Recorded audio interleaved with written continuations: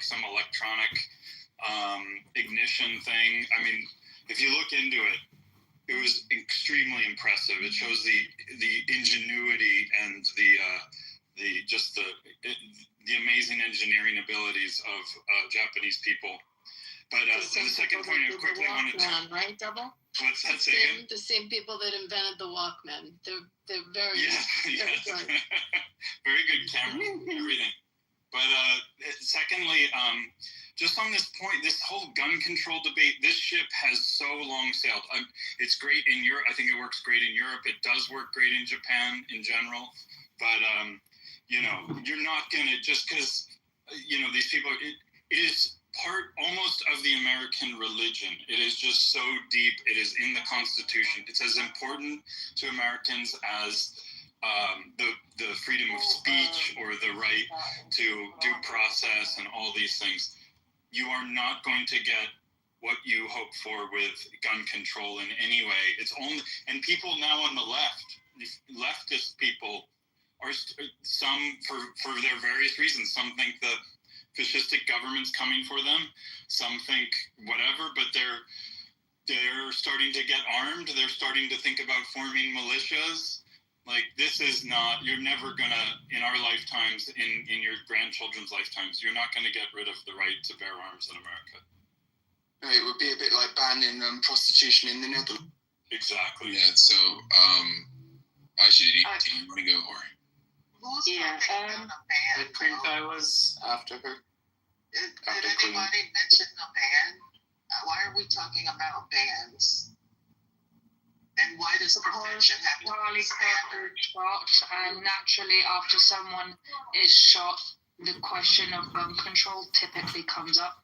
I would assume that was always going to ban murders, I say. Right, but you can't. So in the real world, when we talk about gun control, rarely politically is ban ever even suggested. Correct. So on both sides of the party, and I'd like to. But we should be let us finish the point. aiming for reduction. Yes, we're going to let Aisha have the floor for a second. I'd like to add, too, though, that I think it's important, particularly when people get their feathers ruffled over gun control. A lot of that is around the use of AR-15s and other like types of assault rifles. This was not that. So even if we had the gun reform legislation talk, it wouldn't apply to the type of rifle that this individual used. So, Aisha, go ahead. You can finish. Can I go after Aisha? Yeah, so... Yes. I believe I was... After Matthew King. Thanks, love. Sorry, King. So, the point I was trying to make is that, like, in general with gun control, I think Americans, when you hear the word gun control, you panic and think everyone thinks take away your rights.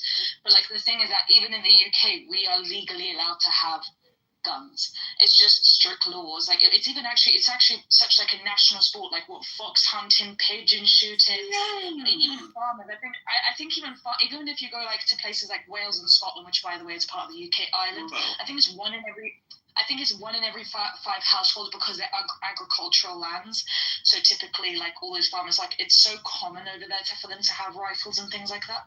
The thing is that like you guys have made it such an identity thing that like none of like people pick it up without even thinking anymore. Like you built a whole culture around it because of its availability and being able to buy it in Walmart and shit. It's completely insane.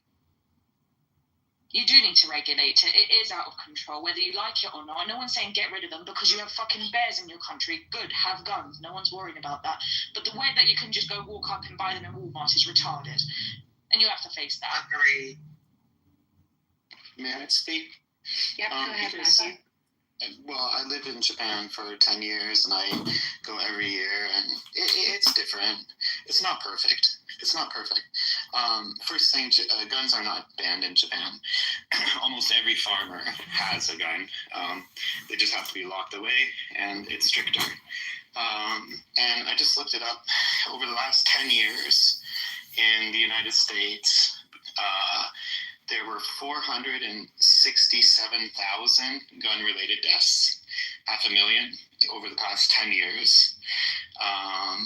And that is suicide, accidental shootings, and murders. So that's all of them. And in Japan, over the last 10 years, there was 67. So you have on one side, both countries, guns are allowed. Japan, 10 years, 67 people killed by guns, whether they're murders or suicides or accident. And then in the United States, 400, 400, almost 500,000. So the problem is not just with guns. The problem is a combination of a kind of, I would say, machismo type culture in combination with gun, with a very readily access to gun violence. And look, there's no.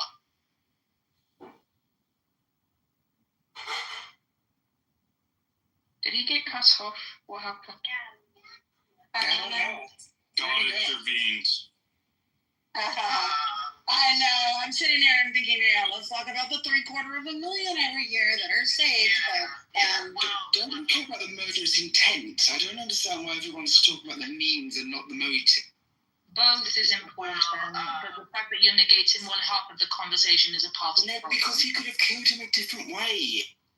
That's not It would have been significantly harder than to have a fucking stroke from a difference. You can can- tell that you're not Christian. Criminals can get guns anywhere. individual. We need one mic.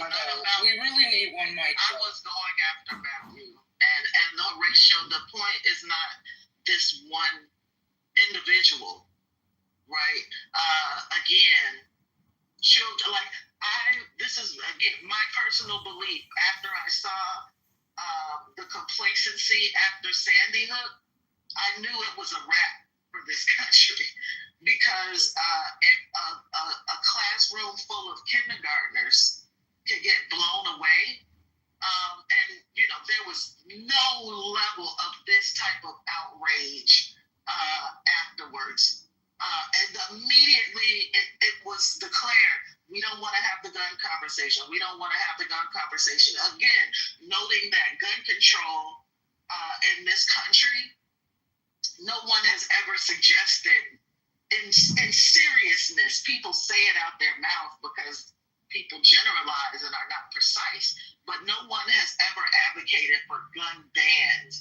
And what we're aiming for, because this is how systems work, there is no perfection. You're not going to eliminate murder.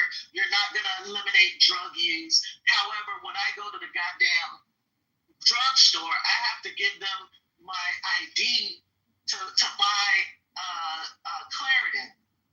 You know what I'm saying? So people are, we're not saying that, oh, you ban guns and nobody ever is going to get killed again. I think like any other system, people look for declines, right? We look at, the percent of decline, the percent of increase of these things. People have been talking about the percent of increase in school shootings again, and where, we're to the point where we have normalized and people are building bulletproof backpacks. This is America, right? They should have done so sooner. People, obviously, because the gun god requires its sacrifice, doesn't it? And if it's your children, then so be it. As that was stated by the young man that was shot yesterday, this is a consequence of our freedoms, and some innocent people are going to get shot a lot. And we're willing as a country to incur that cost. This is a choice that we have made as Americans. It's a religion, like someone said, and Aisha, that is the reason why the conversation can't be had. It couldn't be had for children. You damn sure it's not going to be held now. Like, how many schools have been shot up since Columbine, and we still can't have the conversation? So the fact of the matter is, nothing is going to change. You have the conversation all the time. Nothing is going to change. When I say have the conversation, I mean openness for for some reform. I think that the argument's stronger with schools, isn't it? And nobody is open to any type of reform, because at the end of the day, nobody really gives a, as much as people are crying their eyes out about fucking Charlie Kirk. They don't give a fuck about Charlie Kirk. He's just motivation for, again, motivation for the cause, a martyr, and life goes on. And next week it's going to be another school, and nobody's going to give a fuck about that either. King, don't you think Exactly, that that's the problem. it's And not, Horatio, your mentality is exactly the problem. do you not think, though, that he's not really sort of a side effect of the collateral of guns, you know, too many guns, but really it was a very targeted political assassination? I mean, you can make the argument with schools, because I don't think that would happen so much. But a political murder like this, it's not really about the guns. I mean, it's really about the motive and the actual, you know, intent here. Right. And honestly, Horatio, being a parent and not a politician, and knowing that politicians all over the world are assassinated, like all over the goddamn world, politicians are assassinated. I'm actually just more concerned about children and all the innocents that are being slaughtered for nothing. People who put themselves in the political arena, when people run for president, they're putting themselves in an arena where they're, you know, the potential of assassination is high. That comes with the and activists, frankly. That's why so many of them have been assassinated throughout history. But it's much more dangerous now, isn't it? But yeah, it's much more dangerous for all of us. Well, no, it doesn't matter about all of us. It matters about politicians, because this is actually representing of a kind of a downfall of America. I mean, this is actually quite a significant moment. Whereas somebody who's killed on the street by a gun, you know, sad as it is, it's not really representative of a democracy in decline. Reagan was attempted assassinated. Like, we've had political assassinations like this. Again, this is America. If you don't know the history, then you know, what am I to tell you? But this is not unique. I mean, I would say it is, though. The senator and the Minnesotas were assassinated just last month. A senator and her husband. Judges have been assassinated. Numerous judges have been assassinated over the last year and a half. Nobody gives a fuck. Well, I think we should agree. I mean, what's the rate of these murders? Are they increasing over time, or are they just... Hold on one second, Horatio. I do, just because we've had a lot of new people come up on the stage, I want to welcome Ziggy and David and Steve back, and Simon and BLM and David B. And I just want to see, do we want to get some more voices in the conversation? Yeah, I want to say something. King, I totally agree with what you said. I don't want to go ahead and repeat a lot what you said, but you're spot on. Dead on. And, you know, why is it that there is more regulations for flying in some states than it is buying a gun?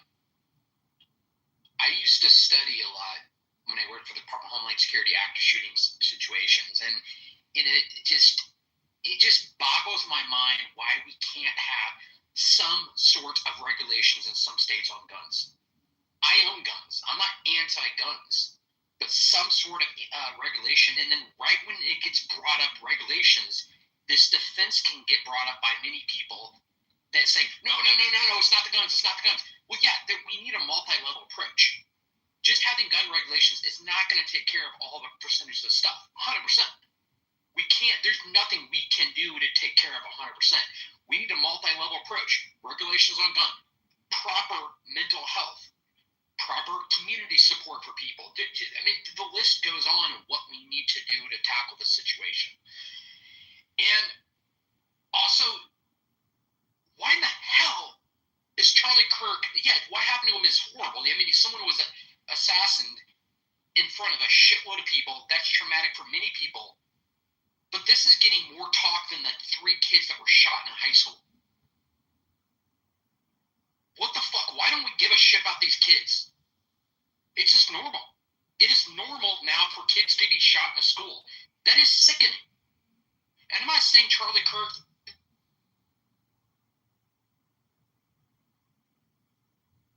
Where did he go? Did he fall into the matrix?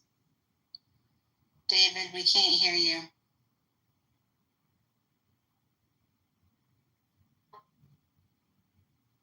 You mind if I get in here? He's still trying to talk. I can hear him cutting in and out. I'm going to try to speak for a minute. Who was that just speaking now before me? The other David. Regulation. Okay. David, you're in the matrix. We can't hear you. Okay, yeah, we don't need to hear all that language. It's a little elusive, but the key is, I mean, we didn't fail the test because the pencil was not sharp. So it's not like, you know, the gun didn't just go ahead and grab itself and take itself and go do something. The gun didn't do it. It's a spirit of wickedness that's coming across our nation. It's demonic spirits. It doesn't matter whether you get a gun license today and then decide to change your life 22 weeks from now, and now that weapon becomes something different than what you originally intended it for.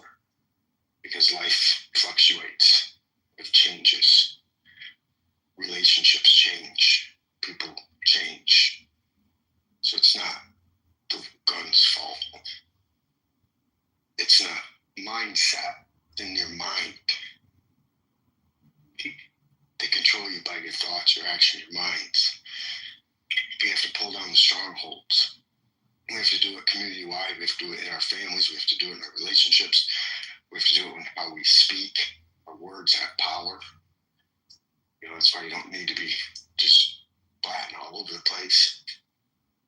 You need to think. Say, how is these words going to affect people? Speak with love and joy and peace and encouragement.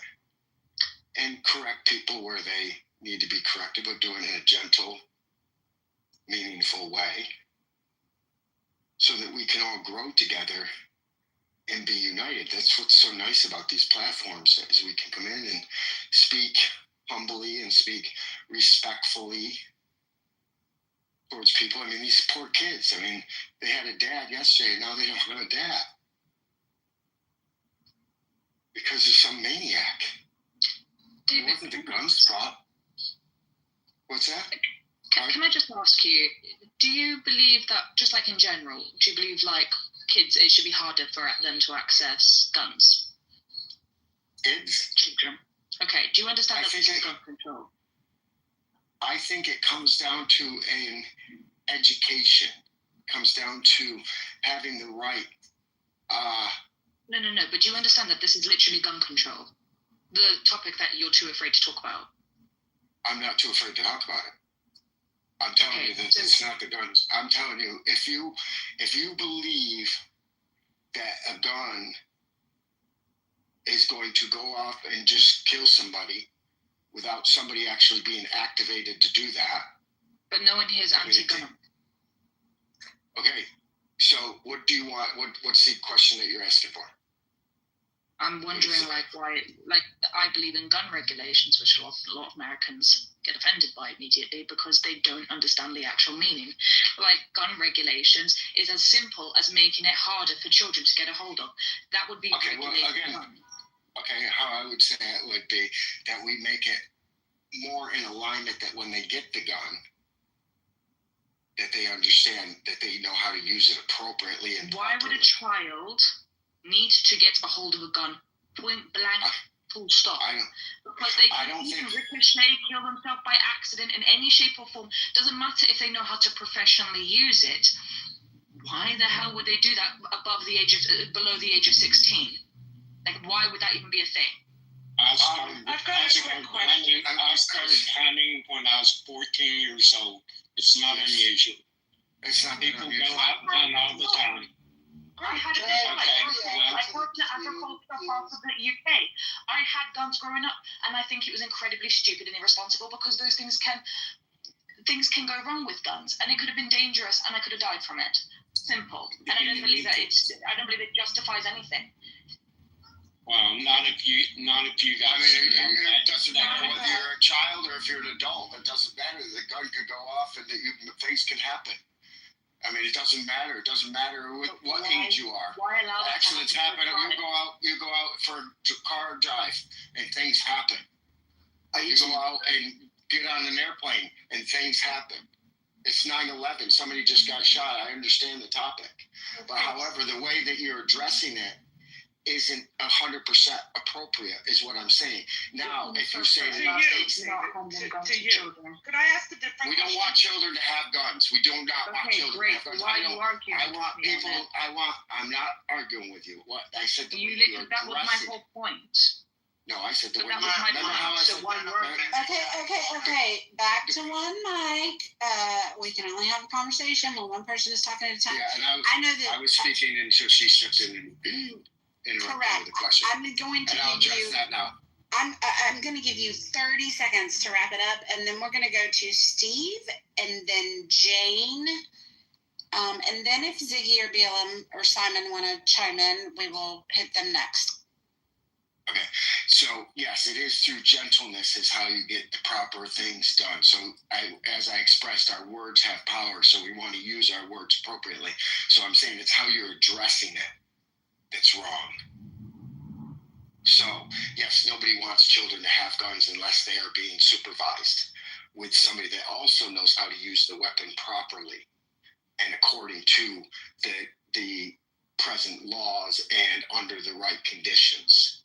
Because kids do go to want to do adventurous things. We still want our kids to do adventurous things. So they may go off into a summer camp, and have an opportunity to take a shooting class.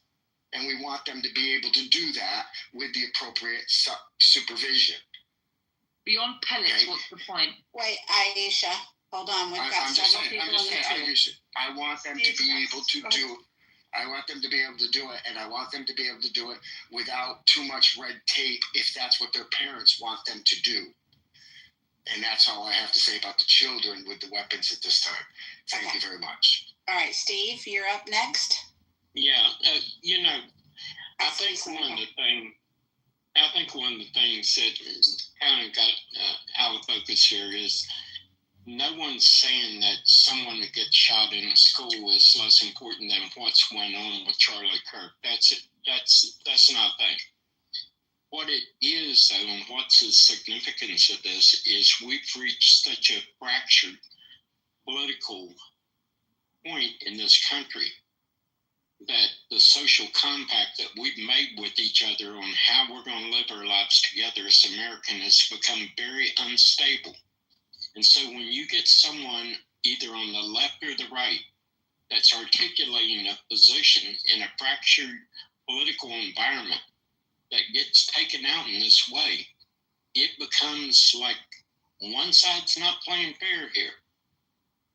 And that's the danger of this whole thing as it's going down. If you don't agree with me, that's fine. I don't care if you agree with my political point of view. But if I don't agree with your political point of view, for me to get a gun and take you out so you can't talk anymore becomes a very dangerous thing. And the more fractured we become, the more volatile these kind of incidents become. It adds greater gravity to it. Not that people aren't concerned that children is getting killed by guns. Of course, any rational human being would be. But it doesn't have the societal political weight in the environment that we're in right now and the repercussions that could come from it. That's the point. Steve, can I ask you one question? David, you weren't next, though. Serendipity gave us a little cue. Yep. Am I right? Yep, and I'll open it up popcorn after we get through the queue, but we got lots of people that want to get their 2 cents in. So, Jane, I think you are next. Thank you.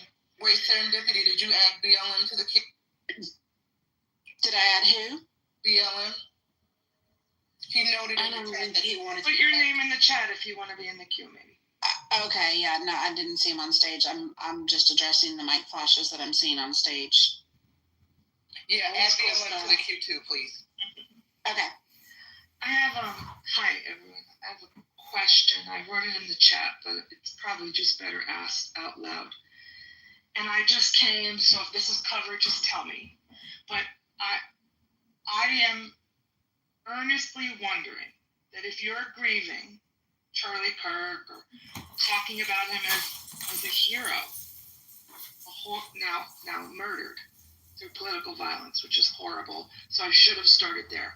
I condemn political violence. I condemn all violence. So the question is, if you're grieving him and talking about him in this heroic way, he was this icon of the right, should we, meaning me, should I assume that you co-sign his ideology and positions? Is that a fair assumption to make? Wait, are you asking if we have empathy for his death, we co-sign with his ideology? Yes. I'm asking. No, I don't think that the two are the same. I've actually heard a lot of leftists say that they have empathy for this assassination and the political violence and his family and everything else, and I'm certain they don't agree with his ideology. On the right. Hold on, Horatio. I'm specifically asking people on the right. So Nye, I think you're independent, as I recall you saying. If you were Steve or Monica or any of the openly Trump advocates, MAGA advocates, do you mourn the loss of a hero because he was speaking your ideology? That's what I need to know as a human. Where do you stand? Because if you advocated for the positions of him, then I can make some assumptions about you. And if not, then I don't know anymore. I don't know. It's really strange to me why this isn't more clear that what he espoused, he had a right to do it, and I guess the person who shot him sadly had a right to have that gun. But what is the interpretation others are making?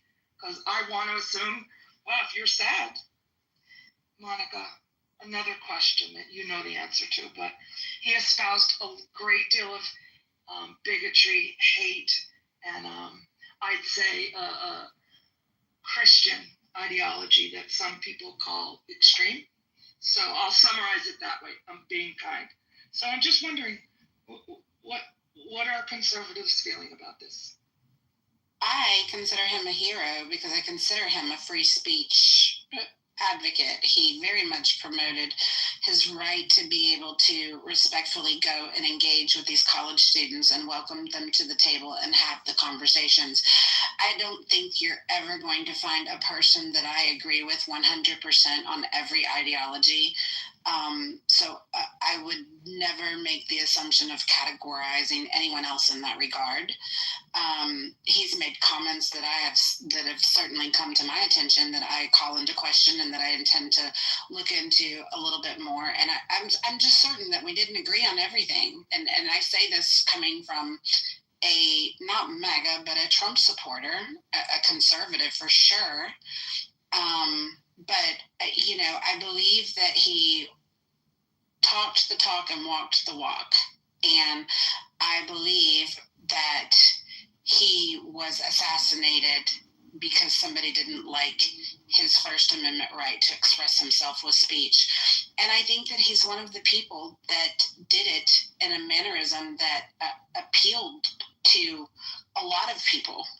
I think going on college campuses and having the hard conversations and being open to debate and discuss those ideas, I think it's important. And you don't have to agree with what he said, even a little bit, to have respect for the fact that he had a cause and he wanted to do something about it. And instead of, like most of us, sitting on social media and fighting with other people and tearing other people down that maybe we don't have everything in common with, he went out and he did something. He did something that was meaningful to him.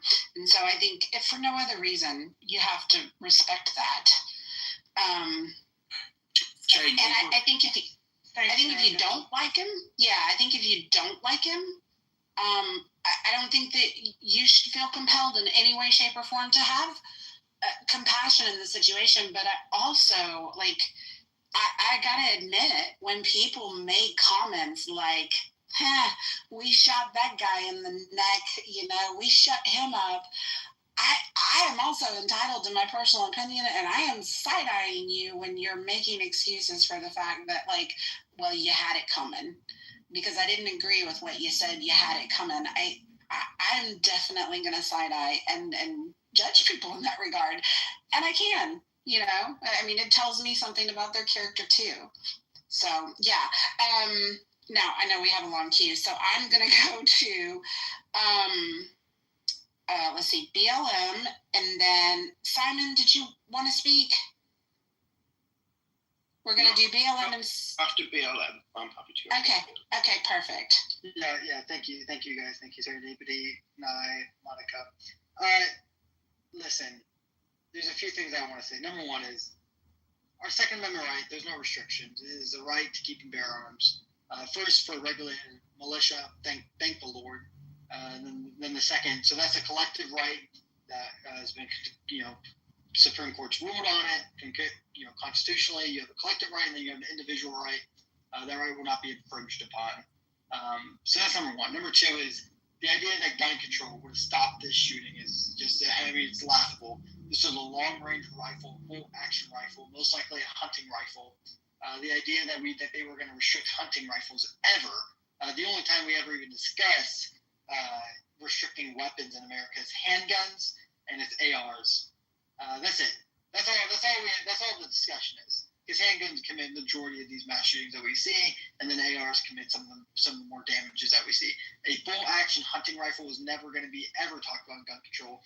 So the idea that this was going to stop from that, I think that's a weird debate that people are making. Number three, I have 4 points here. Number three is the people who are saying that because he's an advocate for owning guns and being able to have that right, that constitutional right that we all have, and that means that he had it coming. Murder is illegal, right? The idea that you can have the gun, you can have the gun. You don't have the right to kill people with the gun. He wasn't advocating for your right to kill people. So it's crazy for people to be like, well, this is what he had coming. And then the final point is to Jan. Or Jane, whatever you want to say your name. Jane. I want you to say it as Jane. Okay, Jane. I'm going to say it as Jane. Jane, I'm a young What's your name? I'm a young by the way. What's your name? My name is Keegan. People know me on this app as Keegan. Got it. Yeah, I've heard you. Go ahead. I'm a Gen Zer. I'm a young. Yeah, I have a 27-year-old daughter. I know the type. Go ahead. Can we let him finish? Yeah. He's speaking to me. I'm answering him. I'm speaking to you. You're interrupting me though. But my point is that the idea that you're going to take Charlie Kirk, who you say, I hope everyone doesn't agree with his opinion as a Christian. Number one is it seems like you're advocating for if someone has Christian beliefs. Is that what I said? Did anyone else hear that? You can let me take my point, and of course you can combat my point. But when you say those things, number one is that, hey, do you agree with everything Charlie Kirk said? What does that mean? Does that mean that we're all racist and deserve to be shot? I don't get it. But the other thing that you said, which again you just don't understand, is that when you kill the moderate, it becomes more radical, right? When you kill the moderate, and Charlie Kirk was a moderate in all the standards, he was a moderate right. He is not a alt-right person. I know this because I'm all right. Everyone, put my hand up here. Keegan's all right. I'm all right, and I'm already all right. So understand that when you kill the moderate right, you're just going to get us all more radical. We see this every single day. BLM, if you have murder in your heart, then just say that. I mean, goddamn. This is to suggest that Charlie Kirk was a moderate. Like, my fucking God. His supporter base was huge. It doesn't matter. Like, a lot of people who have advocated for terrible things have huge supporters, and I'm not even going to justify the comment by reading off his hot takes that make him not in the center, not the type of person that you would see in collaboration with people who are different from him. or have different beliefs, right, in a cooperational way, not in a confrontational way, like a debate for money, right? So if you have beef with people, BLM, and you have anger in your heart and hate in your heart, and you want to lash out, my suggestion to you is to see a therapist. Otherwise, don't act like it takes the assassination of your hero to put that there, right? It was already there, and I think you should probably get some help. That is such gaslighting. I can't believe it. I mean, seriously. Okay, we're going to go to Simon now. Simon? Hi, thank you very much. Yes. I always find the conversation about the Second Amendment and gun control is very evocative for Americans, and with respect, I probably understand why that is. Yeah. So I don't want to really go down that road. What I would like to say is that I worry when everybody's talking in terms of the guy's politics and it being a political assassination, because that then embraces the fact that there may be a justification. What's his politics? What relevance has that to the fact he was murdered and it was a criminal act? I just think it should be that simple. I don't really think it should be about his politics at all. He's entitled to we all agree he's entitled to his opinions. He expresses his opinions, as other politicians will do. End of. This was not a political assassination. It was a criminal act. That simple. It was a criminal act, but it was a criminal act where he also did write transgender and anti-fascist ideology on the cartridges of his weapon, which I think it's fair to say that there were political motivations behind shutting them up. First of all, we don't know that for a fact. No, we do know that. The FBI released that just shortly ago. We do know that. Apologies, but if we all embrace that is actually a justifiable thing, yeah, then where does that take us? It's not a political assassination. It's a criminal act. It is a criminal act, yes, for sure. The thing of it is, I don't think by acknowledging that it's a political assassination that we're justifying it. Do you think do you think it can be? I'm interested in the conversation, so this is not I'm not seeking confrontation or anything like that.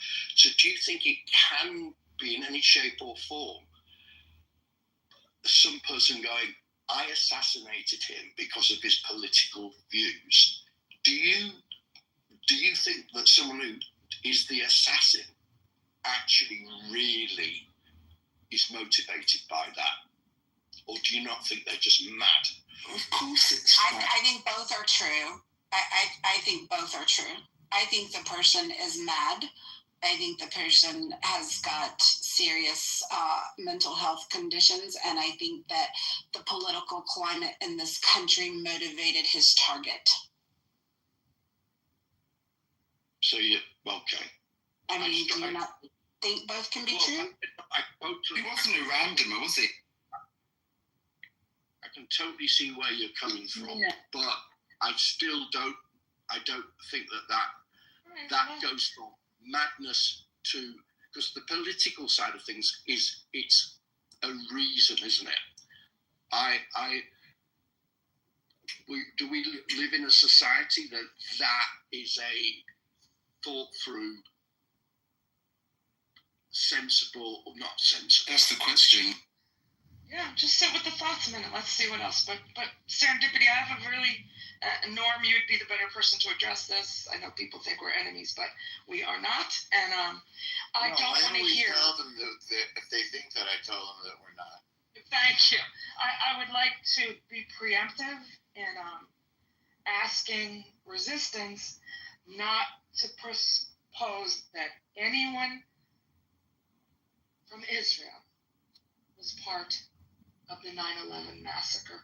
Please. Yeah, this room is not about the hypotheticals and the conspiracy theories or trashing Charlie Kirk or anything else. So if that's the intention, then that's not where this discussion is going, and it will be shut down. With all due respect, ma'am, I didn't come off the mic and say anything. I'm in the chat. No, I agree. She's trying to derail the conversation because I don't know why. Because I don't want to hear it. No, reality. Well, you're not hearing it because I didn't say anything on the stage. I'm writing in the chat, ma'am. Well, I made an With all due respect, Tucker Carlson just put out a great interview and has a documentary coming out with a lot of evidence that points to Israel's attack on the 9/11 towers. That's all I said in the chat. So if anyone's interested, go look in the chat and go look at the link. Thank you. It's not. Yes, Israel and the Mossad has something to do with 9/11. Yes. Okay. You can't and we were talking about Charlie Kirk. I know, and Jane derailed the conversation. Yes. I nonsense in the chat. Let me just say This is I brought you up resistance. Hold on, I brought you up resistance, even though I saw your PTR, and I was like, well, maybe he'll come up. I'll give him a chance. I won't presume anything. Maybe he'll come up and add to the conversation. But Serendipity has made it already clear, out of respect to Top Mod, we're not going to make this conversation about race, and we're not going to do any anti-Jew, Jew hate rhetoric while we're talking about this. So, Resistance, do you have anything to say about the Charlie Kirk shooting without centering Jew? With all due respect, ma'am, you're centering them because I didn't mention anything about Jews. It's in your PTR. You're doing that. That's the Israeli flag. Yeah, that's the Jewish state. No, that's an Israeli flag from the terrorist state of Israel. No, of David. Okay, no, we're not. So once again, Sarah, they're doing this, not me. Okay, well, we're not. If you have comments. Sorry, Sarah. I was just going to say, if you have comments to what we've been discussing with respect to the Charlie Kirk situation and the assassination, and ideally, like, the consensus and the point of this room is to find everybody's common ground instead of pointing fingers at right, left, black, white, man, woman, Jew, Christian, atheist, or otherwise. Finding the common ground and how the recent events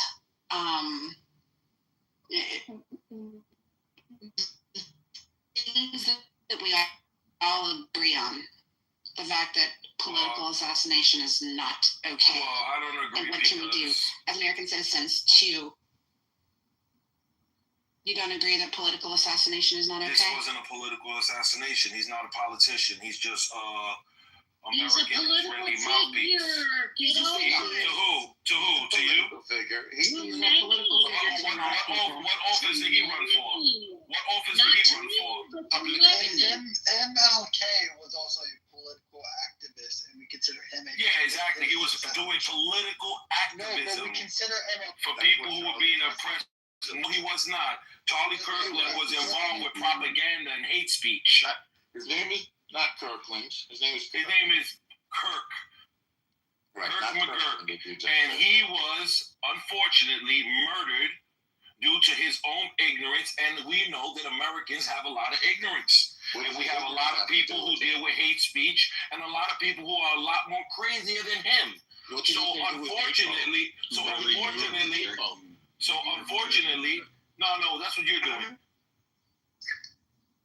I've got like this really weird lag on my... I made it very, very clear at the start of this room that this was not going to be a Charlie Kirk is a racist, fascist, what the fuck ever. That's not the point of this room. I'm aware that people have opinions, and you know what? There's 50 other rooms out in the hallway where you can go and bash Charlie Kirk until the cows come home. It's also not a praise Charlie Kirk for who he was and what he stood for room. This is more a room about agreeing on the things that we agree about. I'm just not here for it. Like, if you want to go fight with people, go fight with people. You can do that, but this isn't the space for it. This is not what this room is about. Who do you put on the left? I wanted to say this. I Yes. want to tell you guys, the man who just spoke, his real name is Issa Edgelot, and he's been arrested Norm, we're numerous not going times to for- do doxing. He's dangerous. He assaults people. He's been arrested for it. And the glue, like that. He is dangerous. He is a dangerous person. So just be careful. That's all I'm telling you. Okay, meet up. Jason, Jason, Yeah. give you the floor. Yeah, I was gonna say the assignment because he seems to be like he can't believe that someone could do this, like politically motivated. But you don't sound like you're from here, but people have been politically motivated to do a lot of things. Like we see divorces over politics, people lose lifelong friends over this stuff, and then murder as well. We've seen it. I mean, I don't know where you're from. I can't parse out your accent all the way. But if you was over here, you would see that the political climate in this country, you never know what you're going to get out of political disagreements over here these days. I'm from the UK. Yeah. I'm listening.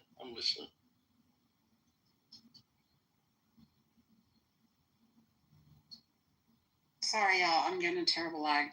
Night, I'll be right back. I'm going to log out and log back in because Clubhouse, I'm getting awful lag. Hang on. Okay. I could hear another room. I was hearing two rooms at once, and I couldn't follow either one of them before. Hey, guys. Somebody's probably recording. It's a fascinating conversation. I mean, it's emotional. It's emotional, and you have people that feel very strongly on both sides of it. That's why I wanted to steer away from people talking with their emotions and try to divert conversation more to let's just exchange ideas. Well, exactly, and to your point about being united, about a political figure being assassinated, I'm just wondering who would be the equivalent on the left. It would be somebody quite big, wouldn't it? I can't think of anybody like. No, there's no one big enough, but probably like you put a few together, like Hassan and like a bunch of those other little TikTok kids. I guess I wouldn't know them. And maybe like a politician. Hilarious. AOC. Yes, now we're talking. You think someone would execute AOC as revenge to this? I mean, it's 300 million people in America, right? People are mad, right? Might happen, shit. But that wouldn't be that would be a crime, but it would also be a little bit more of a crime. That would be like a revenge kind of thing, I guess. I don't know. I just know that like the Democrat politicians that was kind of like celebrating it, if they have a rally against gun laws, what they're going to say is going to fall on deaf ears. Because none of those people celebrating is upset that this person was able to get a sniper. What kind of weapon did you have to use to shoot from that distance? People don't care. And they're not concerned about that? People are talking about revenge. They don't care about actually solving any problems. People are sick, and we're just, like I said, there's a bloodlust due to social media radicalization. People don't know what to do with their fucking feelings. And if their, favorite influencer is harmed, they're ready to lash out at the world. Meanwhile, the rest of the community is dying and being shot every fucking day. Every day. Even if it's like a really small population. But we want revenge. Revenge for what? But you know what's so crazy about that? People are more mad because. But that's my point. One mic. Does he use real quick. For you is just to be a catalyst for you to do something violent? Do you actually care about this man as a man, or do you care about him as an icon? Just Hold on. First of all, I don't really care for Charlie Kirk at all like that much. I don't even like I don't even agree with him for most of the stuff. I'm just talking about what I'm seeing online. there's a lot of people, first of all, leftists are celebrating like crazy. And there's going to be people that don't like those ideologies, that are mad, and those people are going to probably want to take some kind of revenge. That's already happening. Even if it's a very small amount of people. Can we let Vinny land without y'all interrupting him? There's 300 million people in America. Even if like a very, very minuscule percentage does something, it's still going to have a massive effect. That's all I'm saying. And also, did you guys hear the shooter's black? Nobody said the shooter's black. So here we go with the bullshit. Hold on. I got a question for Keith. The shooter is a white male. No, look at his pictures. He looks light skinned. No, he doesn't. Sorry, he doesn't. Let me laugh at him 1 second. Let's just say statistically the odds are he's white. Okay. Look at his picture. Look at his facial features. I think he looks light skinned, but he has a shirt that says for the black disabled veterans. That's why. There's like two aspects. I actually do think he looks light skinned, but that aspect kind of points to that. The thing of it is, I don't care what color his skin is. He did an atrocious thing. And he did an atrocious thing that is sparking the very division that you see in this room. The division of, oh, big deal, your influencer got shot. There's people dying in the street every day. Oh, you know what? You shot our influencer. We want to exact revenge upon you. Like, the whole sentiment behind this assassination is that it's just continuing to spur on, I hate you because of your ideology. I hate you because of identity politics. Until people grow up and realize that this is an absurd assertion and start tackling the real problems, the mental health problem in this country, and all of this fucking political identity politics division, until we grow up and we get past these petty things, we're never going to get the serious shit taken care of. And to his point about the retaliation or possible, it's already threats against HBCUs, and I think it's happening because they see all the people on the left celebrating. A lot of those people happen to look like me, but they getting upset about that, and now they saying, and that's why when I had conversations with people that I know about this, I'm not really down for that, because y'all could bring unnecessary heat to people that don't even feel how y'all feel. Like, y'all feel happy, like, let's go get a drink. But you saying all that in these public spaces, you out there and people hear you. It's almost like if you was out at a restaurant and somebody in your neighborhood got killed, you're like, oh, I don't like that person anyway. That person's cousin eating in that same restaurant, they follow you home. You're not even like that to defend yourself. You don't care. You never carried a weapon, couldn't hold one if you want to, but you out here talking about praising somebody getting a bullet. That's crazy. And then, the right's gonna have the same reaction, be like, ha, fuck y'all anyway. Like, if they kill like a Hassan or someone. Well, a Democratic senator already was murdered. Yeah, but no one knows that person though. No one knows that. It doesn't matter.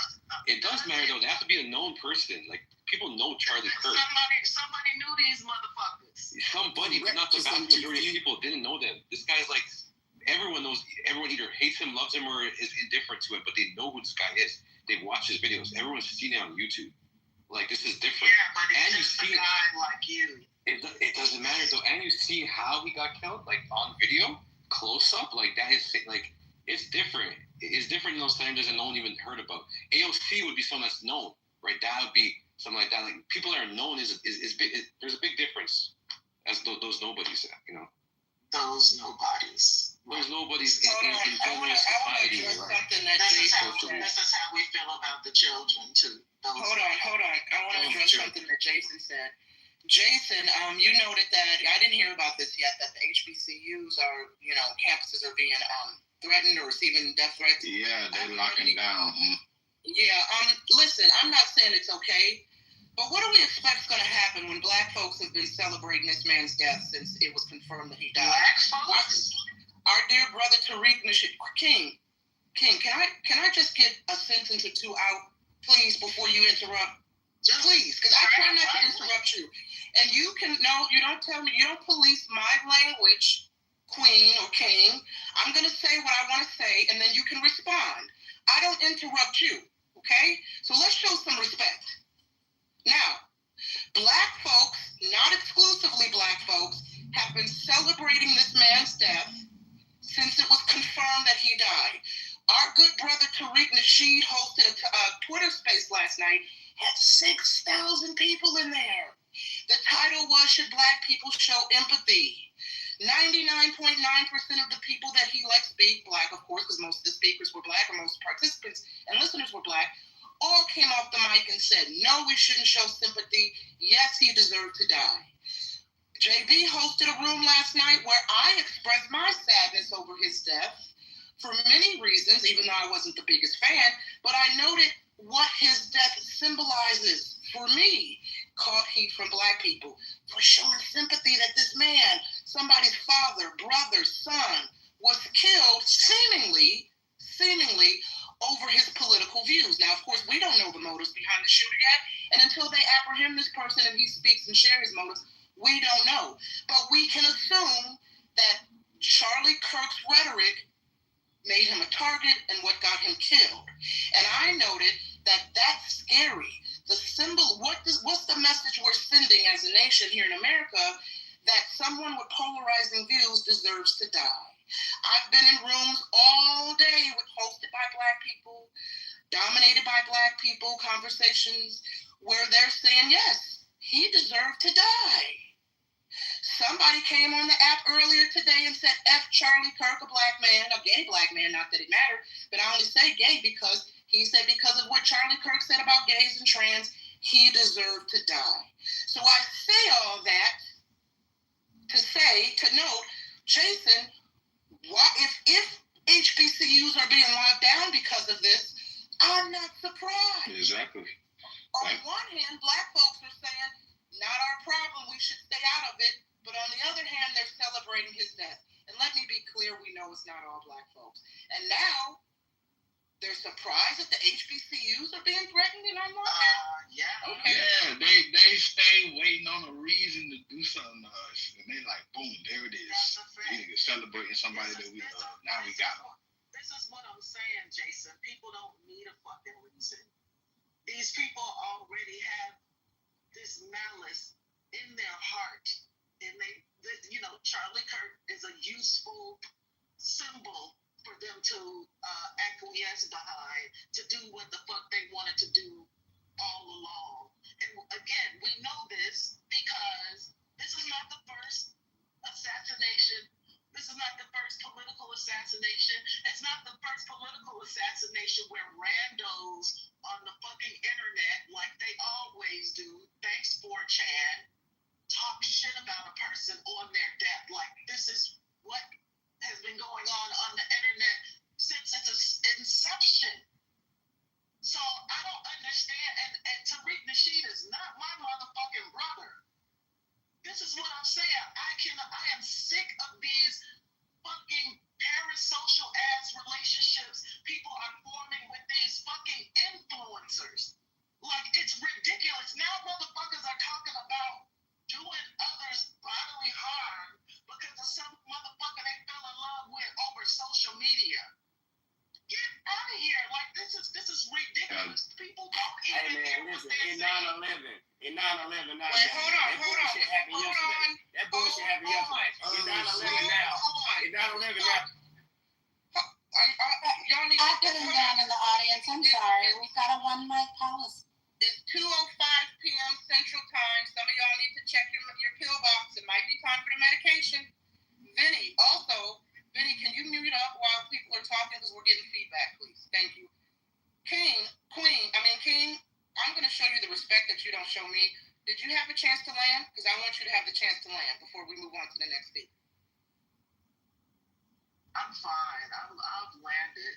I just, want to reiterate again, people with murder in their heart, and there are plenty of them, and they're well armed, and they have bombs and more than guns, yes, because, Timothy McVeigh, like motherfuckers will bomb your shit as they've done so many times in the past. I just don't fucking buy that people love this person who they did not know so much that we're even justifying or even trying to justify that it is reason enough to threaten other people's lives that are acting a fucking ass on the internet as if this is not where assery lives on fucking Twitter. Get out of here, y'all. Y'all are not thinking. Use your fucking brains. I believe in us. So I think it's ironic that you're slamming a social media platform while on a social media platform to share your views and insights. Quite ironic. But anyway, let's talk about the people and how they act. Right. Okay, we had a couple people come up on stage. Mr. Ans, would you like to comment? Yeah, so I'm just eating food now. But yeah, it's like a two-way thing. Cause like in some countries, yeah, you got even governments censoring people to keep quiet. Yeah, to keep quiet. And when you see governments in some countries, yeah, censoring people to keep quiet, then I'm not saying that's an invitation, but that is sort of encouraging people. You know what? If government is punishing people for putting things online and imprison people for saying things online, then some individuals say, you know what? Oh, well, I think the government is doing that. So I like what certain ones. I like certain person saying this or certain person saying that. You know what? I'm gonna silence him. So and again, I'm not saying it's a correlation between what the government's doing and what happened yesterday or today, whatever time it was. Yeah, but the bottom line is we're living in a world now where even government is silencing people, trying to silence people. So that's not. So in some respect, that's encouraging people to also silence other people. Not against the UK, you know. Yeah, I mean by force. Yeah, silencing people by force. So it's like an invitation. So I know in the UK, right, even some person put some tweet out and the person got imprisoned, blah blah blah. So when you see governments doing that, willing to silence people quickly, and even, for example, I'll give an example what silencing. There was an old guy, yeah, very old guy, pensioner, was 80 years old, yeah, and he there was a guy from I think he's an immigrant apparently, yeah. So the guy was speaking to this old guy, and I think the old guy said to the guy, I don't understand. Speak properly. Yeah, speak properly. Yeah. The police came. The police arrived. The police said to him, well, we've got reports that what you said could be a hate speech. Hate speech. Yeah? Right? So he said to the old man, well, what I said to the guy, so the old man explained to the police officer, what I said to the guy is that I couldn't understand what he's saying.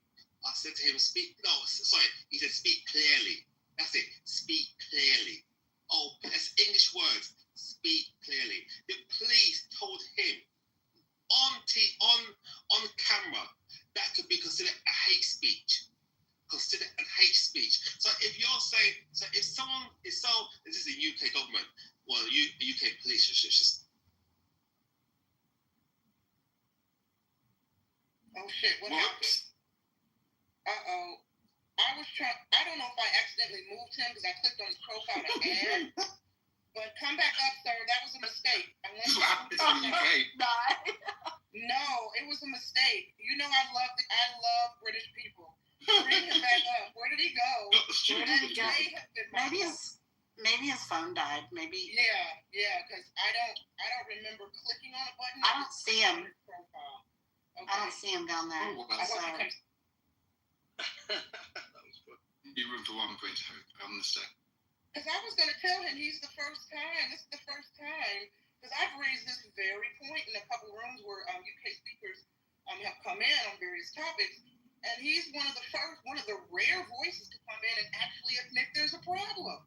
I've been in spaces with folks from the UK who claim, no, the censorship is not happening. There's no such thing as groomer gangs. No one's being arrested for free speech and Christian and praying.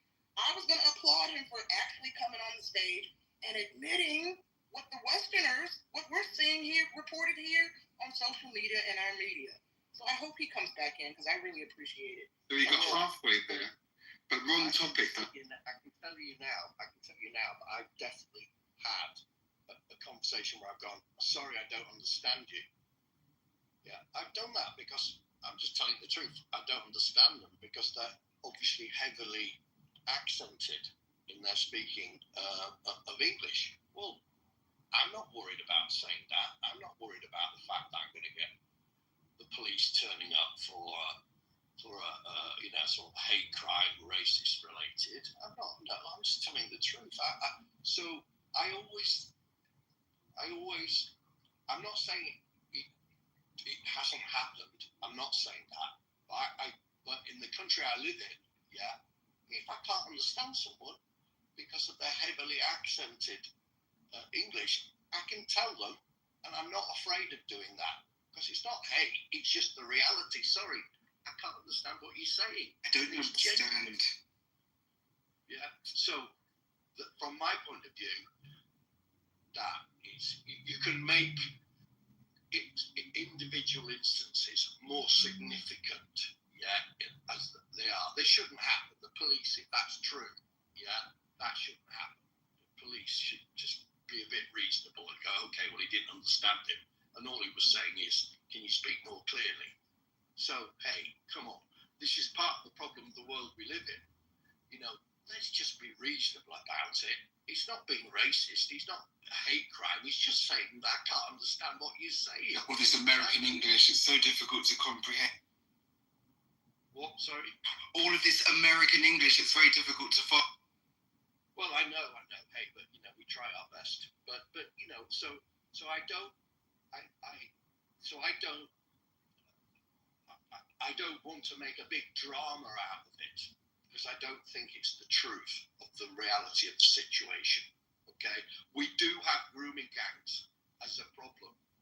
That is a Pakistani Muslim problem in the UK and has been, and it's been very badly handled because of political correctness. So we're not allowed to point the finger at this happening. Well, that was a bad mistake. Terrible, yeah, for the victims. But now we've realised that that's political correctness gone bonkers.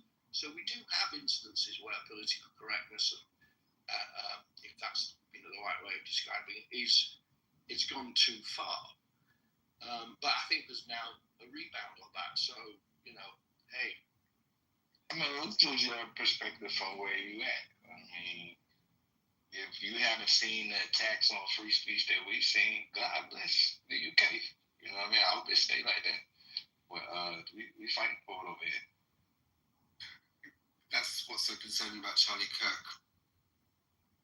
Mr. Ants is back too. Yeah, I'm not too sure what happened. I was talking then. I didn't hear anything. Did you hear my speech?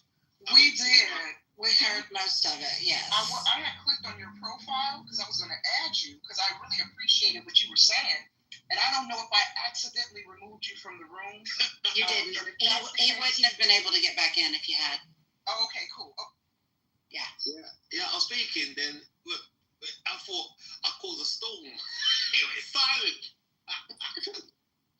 It's like mic drop.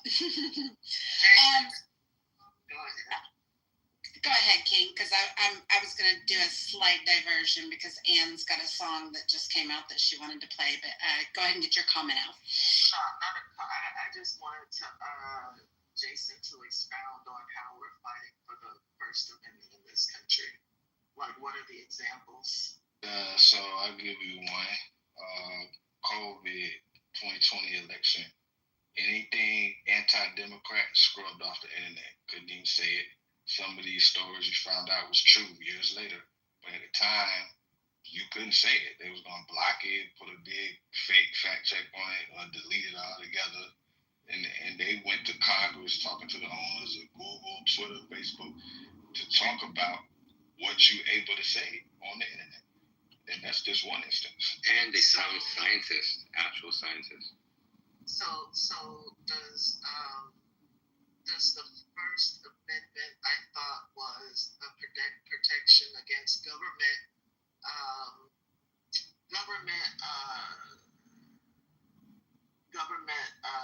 oppression or government, like the state actors cannot move on you because of the things that you say, whether they're political in nature or not, right? We're talking about the actions of the state. And the actions of the state suppressing ideas. Yeah, the actions of the state suppressing ideas on social media is a direct violation of that. That is even election interference in a lot of ways, because if that information is not allowed to stay up for people to see and it was actually true, that's actually cheating an election, if you want to take it that far. Censorship over media, which has been the status quo for the airwaves since forever. Censorship over media versus state sanction or state consequences imposed, like jail time, like loss of your job, like all of the, like these types of things. Censorship. This is what we're fighting against in America, Simon. Censorship over media. Hold on a minute. Censorship over media is something that the media companies have the ability to control at their own discretion.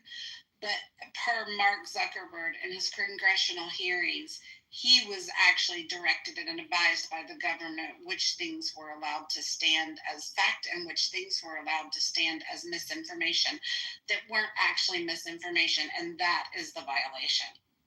But the fact, hold on, you just spoke. Let me say this real quick. You just went. Let me say this real quick. No, you just went. Can I please go real quick? I don't need to be that long. This is a violation, and the fight, I'm glad that this happened. The fight that this is, because this is the fight that I'm talking about. We're having to say, wait a minute, that don't seem right. I should be able to do that. I should be able to say that. And you have people in America, your next door neighbor, that will tell you to your face that no, that's not a violation of your speech. No, that's fine for them to do. And that's what I'm saying basically is the fight. I just want to add to serendipity what she said about like social medias and Zuckerberg is they are using the public platform to say they're not a news agency. When they were starting to throttle people, that's where the discrepancy came up with freedom of speech, as it was a pseudo public, even though it was his Facebook platform or Twitter or whatever. And what was the consequence? Was he threatened with some type of consequence, like a state reprimand? Or do we? That's not the only way you can violate free speech, though. Why are you kind of pigeonholing it to that? Like, as long as you don't get thrown in jail, your free speech wasn't violated. He was threatened with losing his everything in the Constitution is in relation to the state and how the state governs over its people. So you couldn't criticize the king or else you would be hanged. But they criticize Trump every day. Nobody gets sensitive to that. That's because he gets the king. First Amendment right. This is what I'm talking about. But it wasn't. You have the right to criticize political apparatus. You have the right to criticize the state, and the state doesn't have the right to issue any type of sanctions on you. A private company definitely has a right on how information is disseminated. A government sanctioned private company? Facebook is private. It's not government sanctioned. They had government. What did you just say? What's your name? Serendipity? Yeah. Can you say it again? Because you're going to say it better than me. Yes. Based on Zuckerberg's testimony to the House Judiciary Committee, he indicated that the Biden administration, including many officials from the White House, repeatedly pressured his teams for months to censor COVID content and 2020 election content, the Hunter Biden laptop story content. It was deemed to be weaponization of the federal government against the First Amendment. So, yeah, the problem, censorship acts, Facebook, Meta, like they all have the ability as private companies to create whatever censorship quota that they want. But when the federal government applies direct pressure on what stories can and should be allowed to stand and versus removed for misinformation, that is a direct violation of the First Amendment right. Because that wasn't the company's decision. That was applied pressure from the federal government. That you don't see that distinction. There is a very definitive distinction. That's why there was a judicial committee set up in the first place. Right. But again, that's the fight. You have people in government, and like I said, your next door neighbor that will sit in your face and tell you that ain't no violation. So I hope y'all can see. I have something to say in the chat. Is a link to Xcode. The FBI is looking for information regarding this suspect. This is when it's not cancel culture. This is when it's pursuit of justice.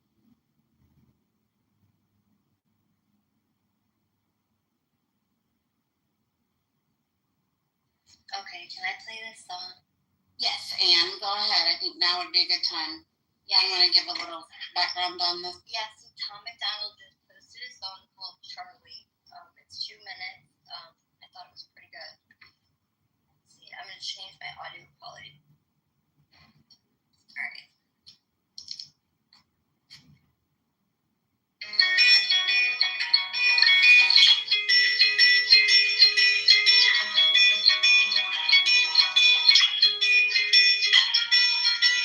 Shot down and he was barely 31.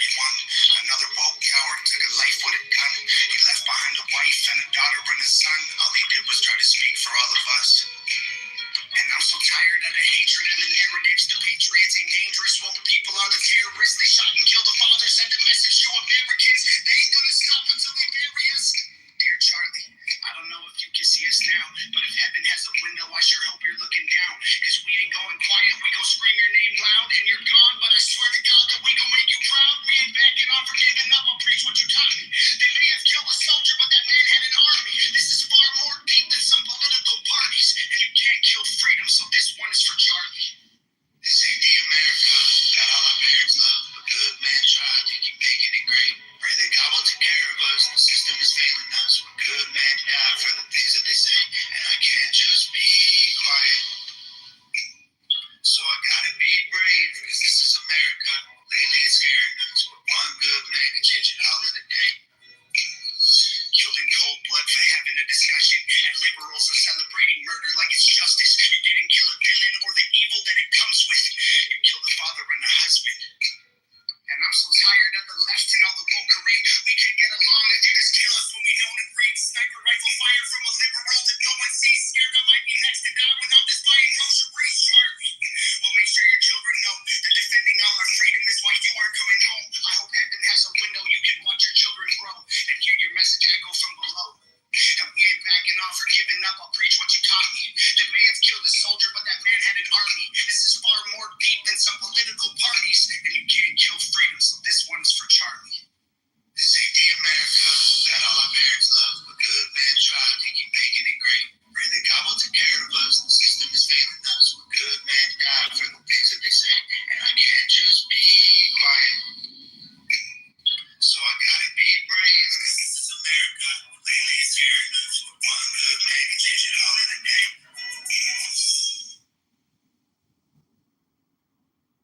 Did you hear it?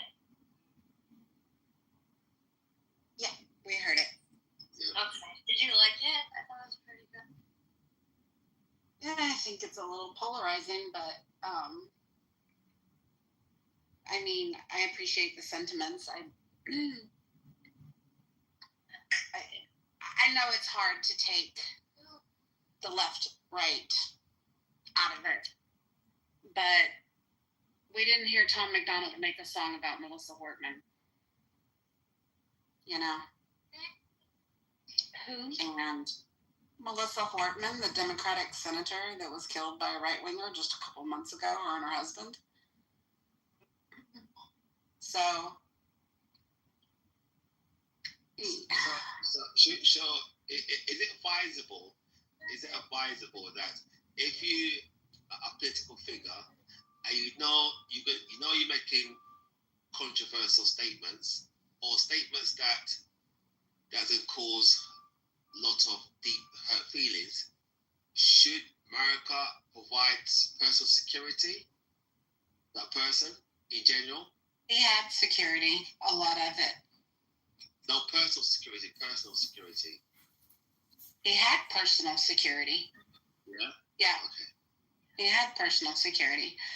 Are you reading what this Benjamin man is saying in the chat?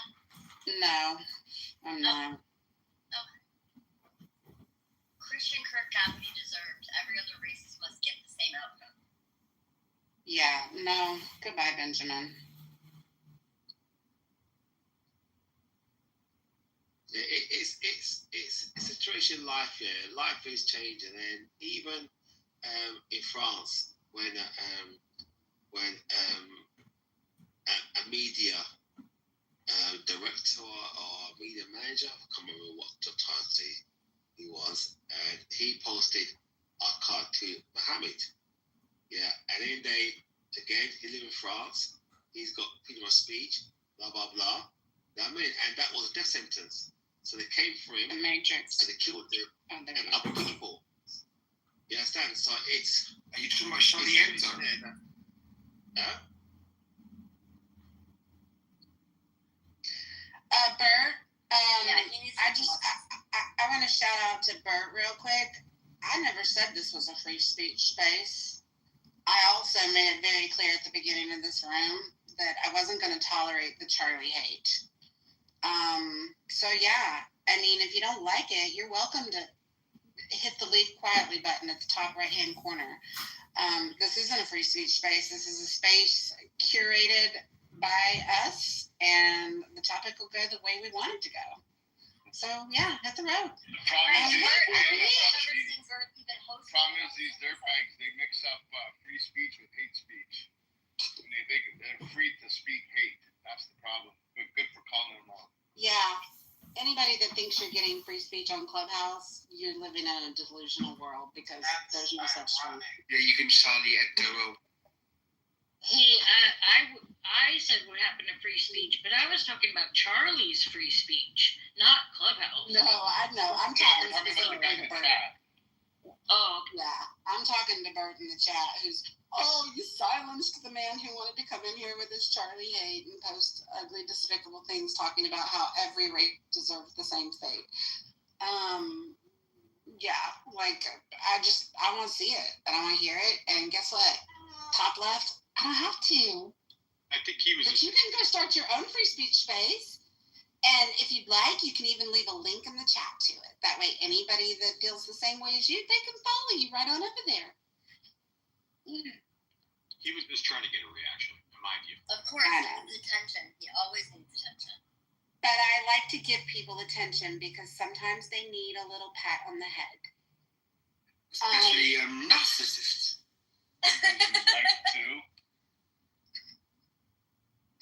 I like to give Bibi attention too. I like Bibi. Free speech is my PTR. That's free speech. I didn't even say that. Real Housewives. The thing is, with free speech comes responsibility, and that's what is usually massively missing. You know, it's when I talk about responsibility and discipline. It can be, and I'm not lying. Responsibility not to murder. You know, but obviously in the world that we live in, that is a big problem, isn't it?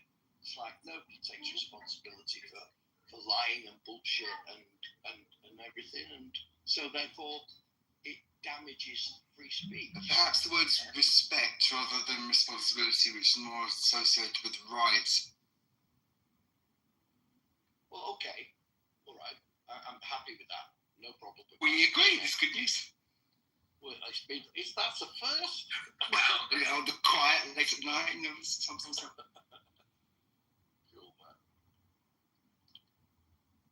Can I bring up kind of back on this? Sure.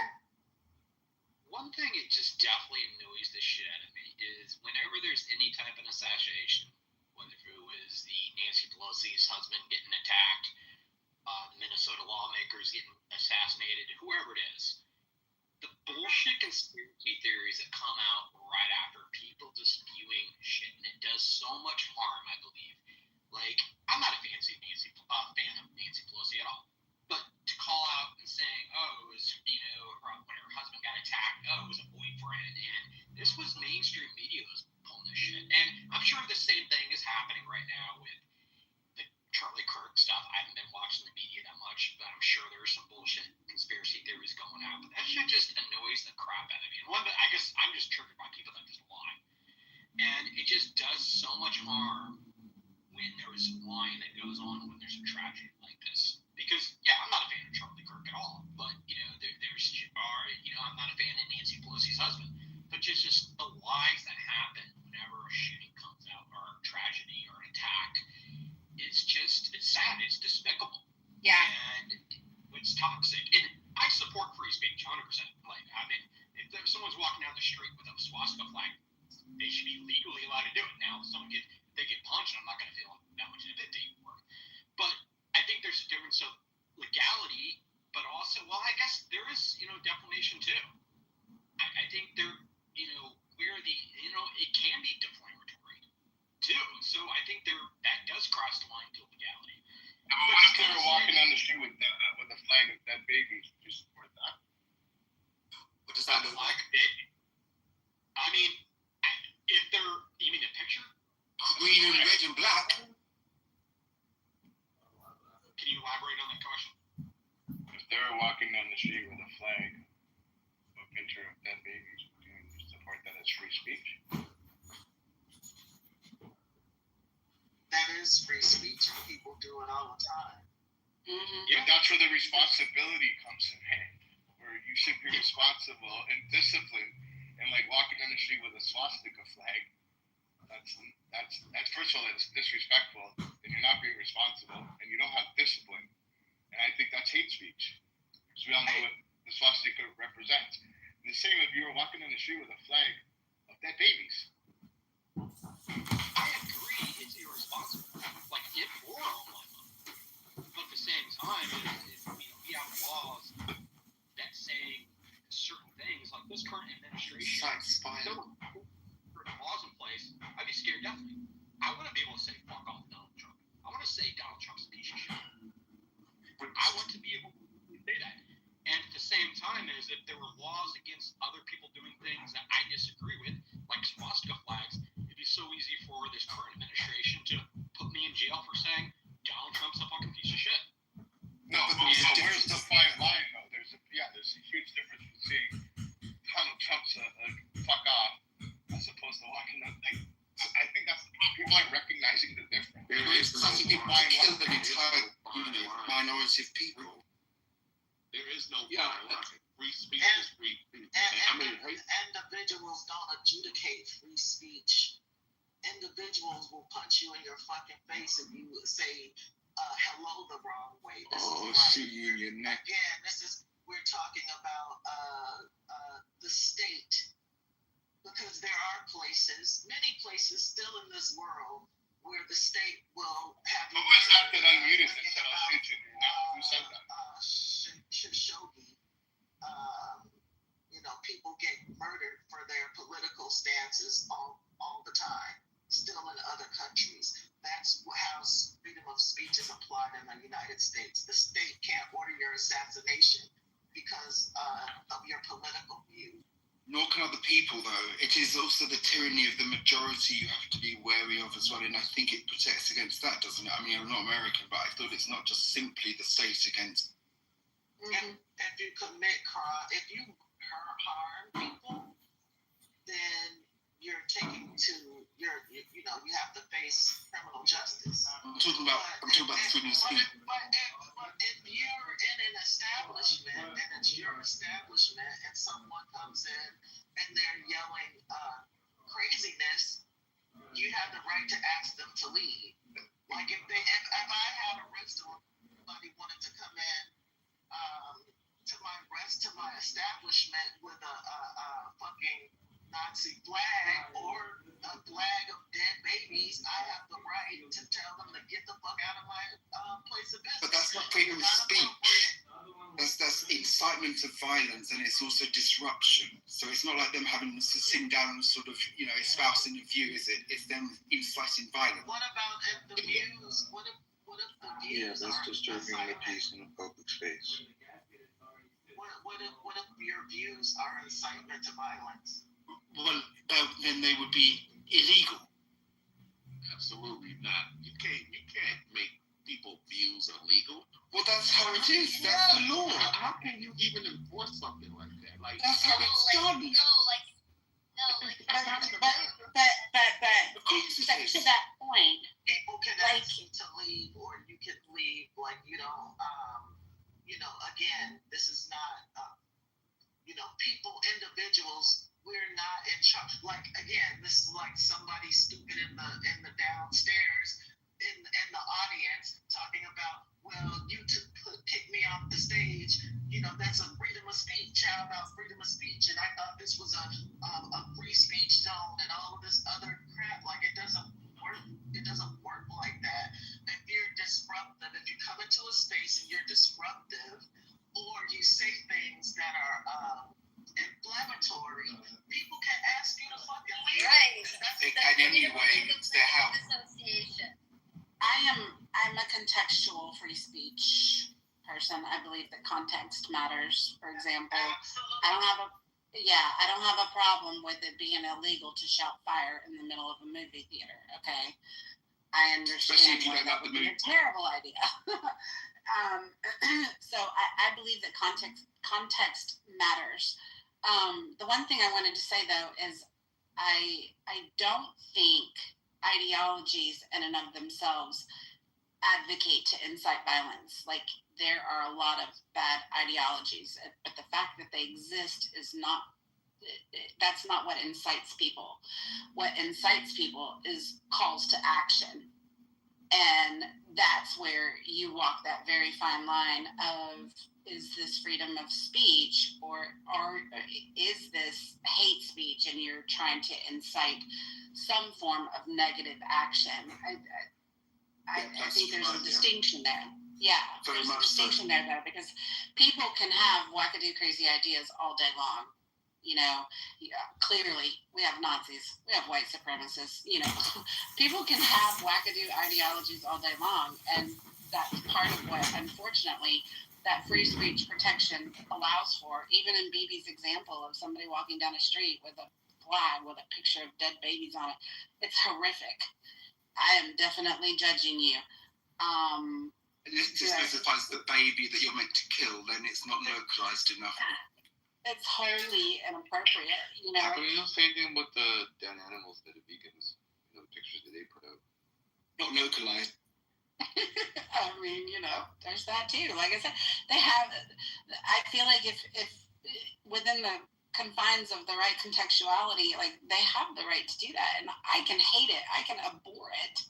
But that right is protected. And so if my right to be Christian, to be conservative, to be whatever I choose to be, if my rights are protected, then I have to, unfortunately, understand that theirs are as well. No, but yours is a quiet kind of way of being, isn't it? It's not disrupting anyone, so it's fine.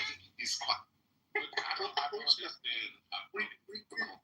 do understand like love speech, all happy feeling speech doesn't need to be protected. The whole point of protecting any type of speech was to protect hate speech, because like other speech doesn't even need to be protected. And what you consider hate speech to another person is speech. Hold on, let me get up. You know, you just without being interrupted. Yes. Like, I need to ask you, she's incapable, and you gotta bear with her. She's incapable of not interrupting. Okay. Yeah, it's the nonsense. Go ahead. She's on this holier. She wears this holier than thou armor, where her opinion is the only opinion that matters, and everyone else is, goofy. But anyway. So yeah, like what you just consider need to have hate speech might be freedom of speech from my point of view. So that's the thin line that you don't want to cross. Because one man's hate speech is another man's freedom speech. It's a one man's terrorist is another man's freedom fighter. Same concept. Correct. And that's why I say the ideologies need to stand. Like, you need to let people espouse stupid shit. Number one, so you know who the stupid people are. But there, for me, the difference. People are the one that resort to violence. Those are the stupid people that can't handle like different things. Exactly. It represents. They'll call you names. They'll shout you down. They'll threaten you to kill you. These are the lower IQ people that can't win a debate. Like, the point of him going out to the campuses, right, was to provide insight. And a lot of people, they're just closed-minded. They're not trying to get a difference of opinion. They're not trying to get a different perspective. They want to live in their bubble, right? And when you intrude on their bubble, they feel like they're losing power, right? Like, this is all about power. I want to feel in control of my delusion. No matter how unreal it is, you have no right to come in with truth and reality and try to have me see life for what it really is. This is what people think. This is why, even on the app, right, you get shouted down, you get thrown out of the rooms when you have people are weak. In 2025, most people walking around, and this is why I'm grateful for being a strong-minded individual, right?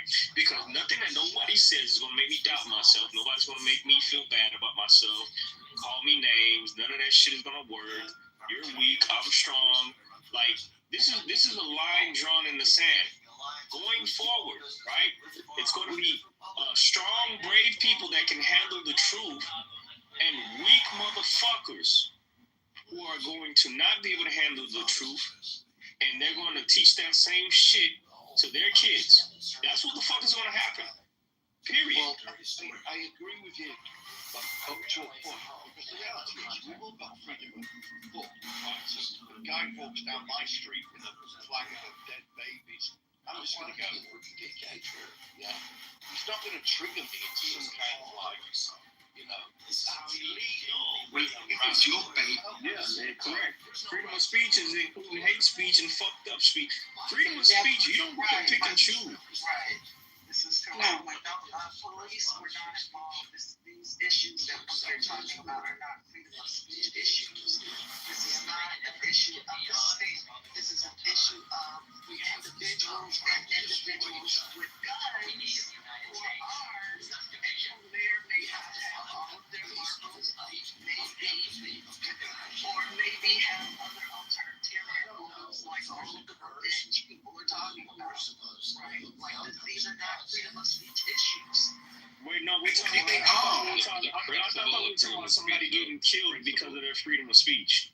Yeah, you had a mentally unwell person who did not like the things that he heard coming from another individual, and because of either that mental illness, because of his insecurity in his own ideologies and his own ideals and values, because of a plethora of other things, he felt compelled to go and end a life and make a statement. Well, we don't know if he's mentally ill, though.